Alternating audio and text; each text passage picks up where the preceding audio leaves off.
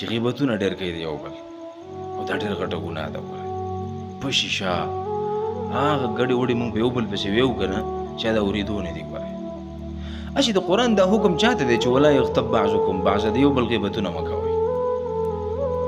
دا موږ صرف د عامو خلکو ته ویو.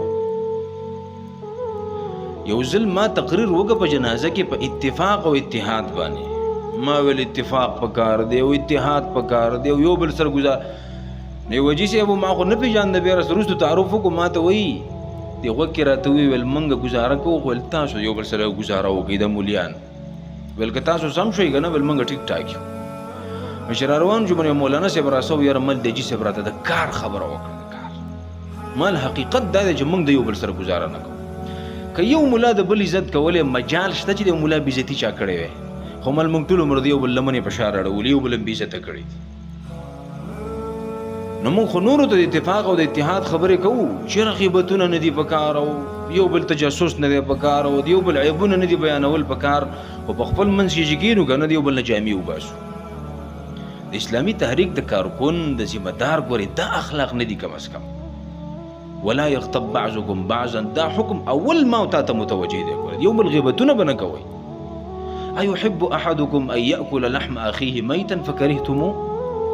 تاسې دا خوښوئ چې د خپل مړ مسلمان ورور غوښې وخورئ. دا غیبت چې ته کې دا داسې ده لکه ته چې د خپل مړ مسلمان ورور غوښې خورئ. دا څومره بېکاره کار دی. موږ د یو بل غیبتونه کوو او مسلې بل ته کوو خو ځان له پرې عمل نه کوو. شیخ صاحب موږ ته یو ځل قیصه کوله وی چې دلته د شیخ عنایت الرحمن رحمه الله یو شاګرد و، ویل ډېر زیات چالاک و. ویل درس یې کوو، ویل موږ هم خواله تللي وو طالبګرۍ کې. نو ویل دا آیت یې لوسته چې اتأمرون الناس بالبر وتنسون انفسکم. نورو ته د نیکۍ حکم کوي او ځان د نه هېر دی. وی ویلې چې قاضي بیضاوي معنا کړې دی چې اتأمرون الناس بالصدقة وتنسون انفسکم. نورو ته د صدقو حکم کوي او ځان د نه هېر دی.